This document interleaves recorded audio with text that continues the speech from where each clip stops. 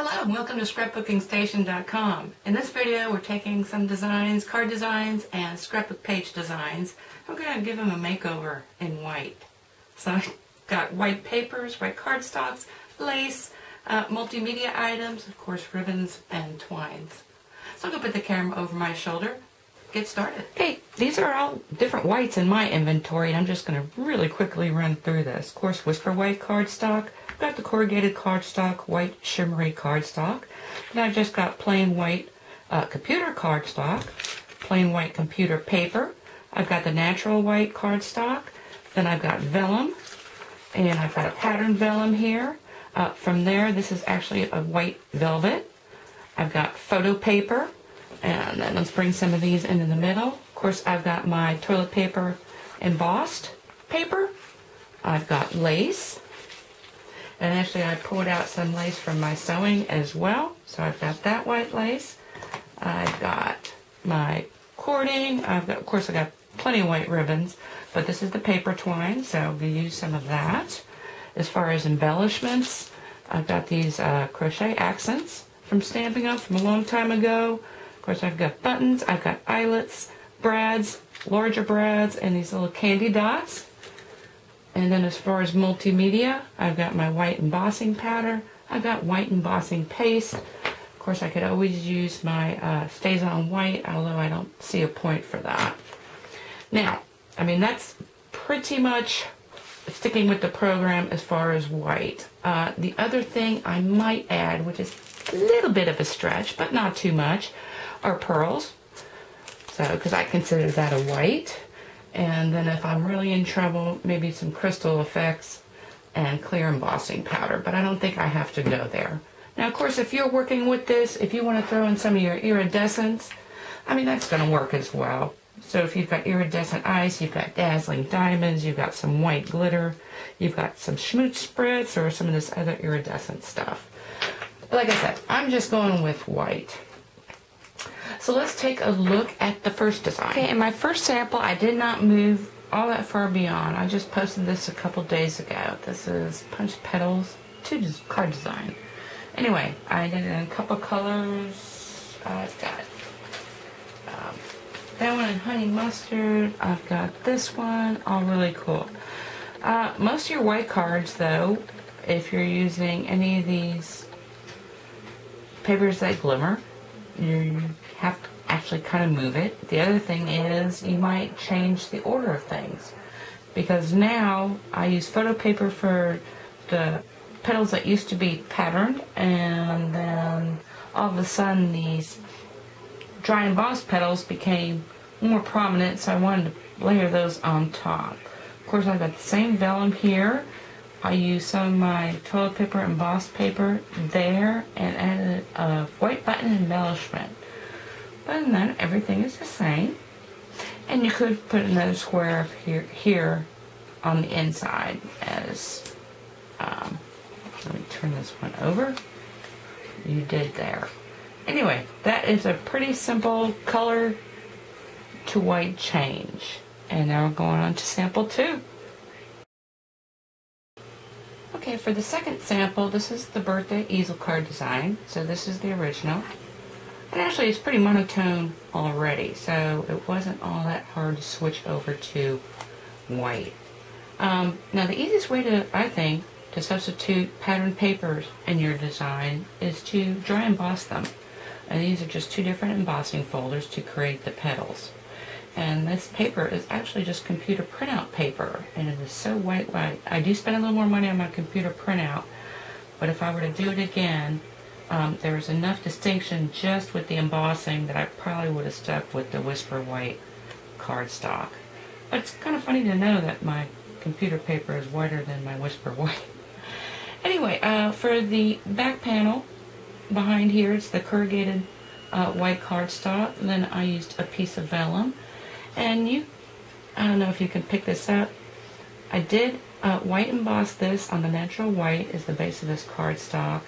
And then I just repositioned a couple butterflies here. I mean, you can see it when you look for it. It might not be so obvious, so maybe these little bookends help make that happen. But we're going to work more with wording and how you deal with wording on white on white. And actually the first way I think it shows up much better when it's on vellum. And so this is just the birthday wishes on another layer of vellum, on another layer of corrugated. And then of course the inside opens up with the butterflies. Okay, and I just wanted to add, when I put the photograph, the finished project photograph, that video in there is the video for the original card design. So if you wanted to see the dimensions or the construction, the materials, and then also the assembly, you can always refer back to that video. Okay, let's move on to number 3. Okay, this is the birthday bouquet card design. And so this is the original. So you're using patterned papers and layers of these framelits. This is the Secret Garden framelit collection. And then here is the whitewash. Or the makeover, the white makeover. I like to call it that better. Actually, I don't know whether you can see it. Let me open this up. But on the panels, let's start there. That is the glimmer paper, and then I use the template.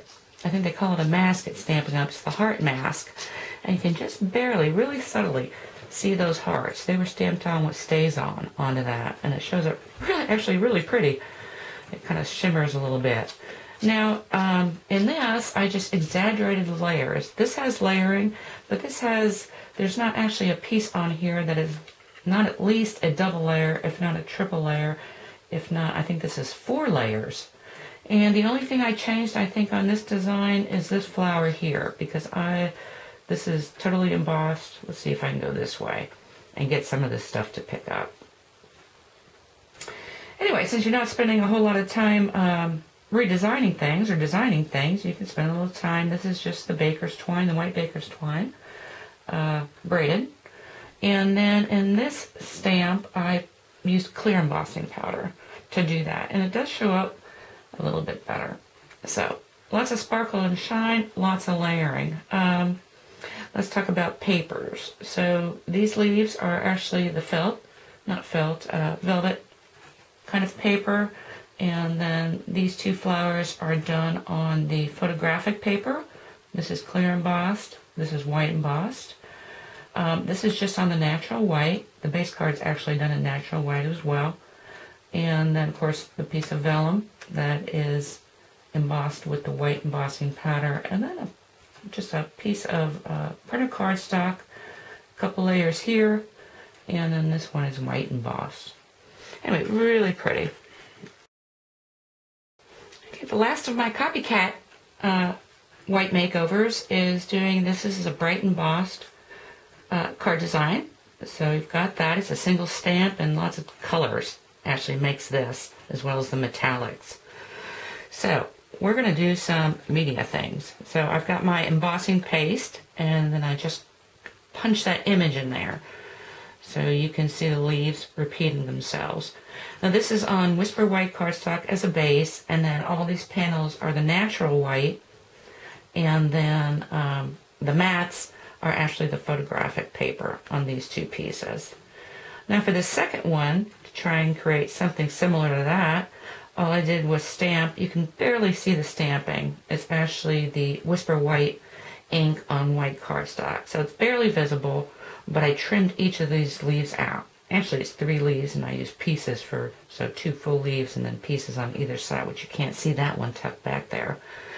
And then for this top panel, this is covered with the white paper twine. So I covered that panel first, then I white embossed the outline, and then I filled it with crystal effects. And so you get that. So a lot of texture without using your dry embossing folders. And then this is just, since I don't want to use any gold, this is my white macrame twine. Anyway, I don't think I did an inside on that. Okay, that's the last of my copycats, and you know me, I can't, I got a design for white. So let's take a look at that next. Okay, I just could not prevent myself from creating new. And so you're not going to believe, but this is all just computer cardstock. The only additional thing I have in there is a little pearl eyeball for the bird.